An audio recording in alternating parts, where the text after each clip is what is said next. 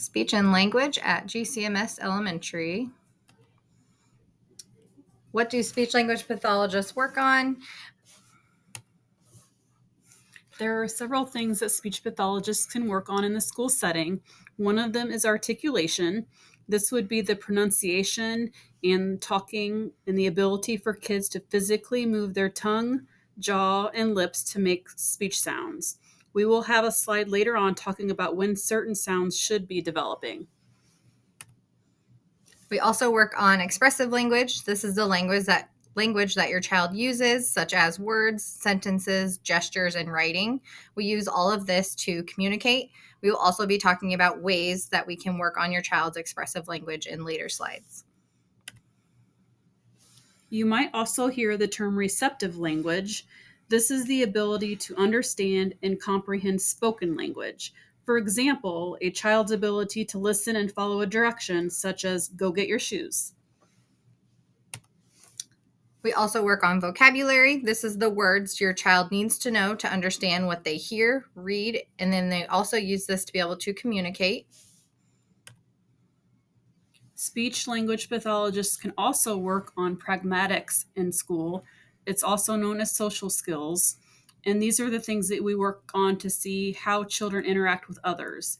It might include looking at skills such as how they say something or the intonation of their voice, what they say, or their nonverbal communication, such as facial expressions, body language, and eye contact.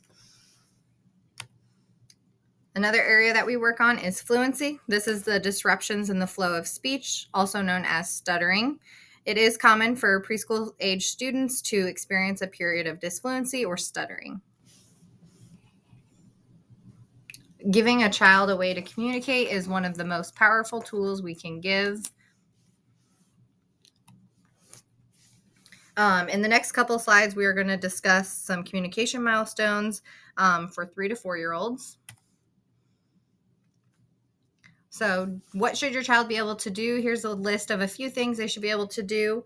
Some of the important ones that we wanted to note was being able to understand and use more location words like inside, on, and under. You could do this if you're playing at the park and your child is on the slide. You could really enunciate, oh, you're on the slide, or you're under the slide, and really enunciating those location words. You could also do this while you're playing at home with figurines or anything. You could use a horse and say, oh, the horse is under the tree. And then just even asking your child, where's the horse? After you kind of model it for them. Also kind of comparing while you're playing, like if you have 2 horses and one is bigger, you could say, oh, he's bigger, and then show the smaller one and say he's smaller. Another important thing at this age is incorporating books. So it's important to observe to see if your child is pointing out characters or talking about the pictures in the book. Don't necessarily worry about the actual words in the book, but focus on describing and using expressive voices while you read, and also allow your child to turn the pages on their own.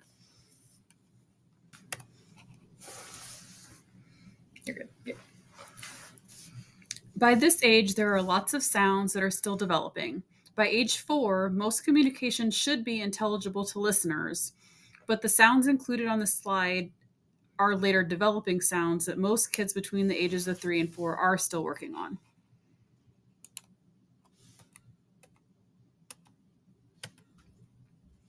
So how can you help? There are lots of things in your home that can help support language at this age. You can read, sing, and narrate anything that you are doing in the home. An example of this is during bath time. You can narrate, we're going to turn the water on. Now we're going to put soap on. We're going to put soap on our arm, putting soap on our nose. You can use any toys that you have and just kind of narrating that language for the child, like, oh, we made a big splash. We made a mess.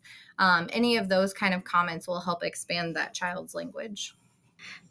Okay. In the next couple of slides, we will discuss communication milestones for 4 to 5-year-olds. Skills should continue to develop at this age, increasing the number of words that they use within a sentence. Over the next couple of slides, we will share some suggestions and examples of things you can be doing at home.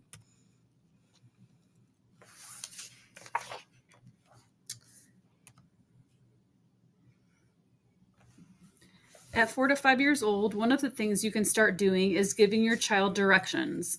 This will improve their independence. It will also increase their problem solving skills, and you'll be able to model for them if they're having trouble following a direction, as well as targeting those language skills.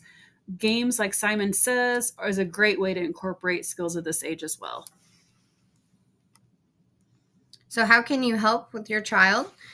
When you're reading with your child, you can start to ask some of those WH questions, which we call the who, what, when, where, and even why questions during a story. You don't have to wait until you're done reading the story to ask these questions. You can read a page and then ask a question about the page. So if you're reading a story about a girl going to the store, once you've read that part, you can say, okay, so who is going to the store?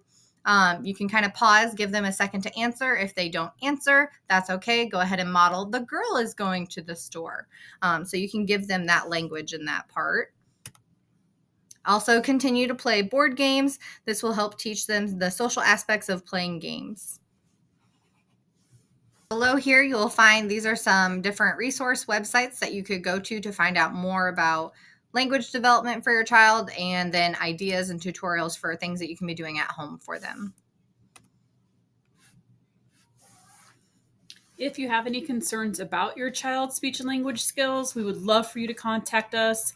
There are 2 speech therapists at the GCMS Elementary School. I'm Pam Atkins. And I'm Kaylee Peterson.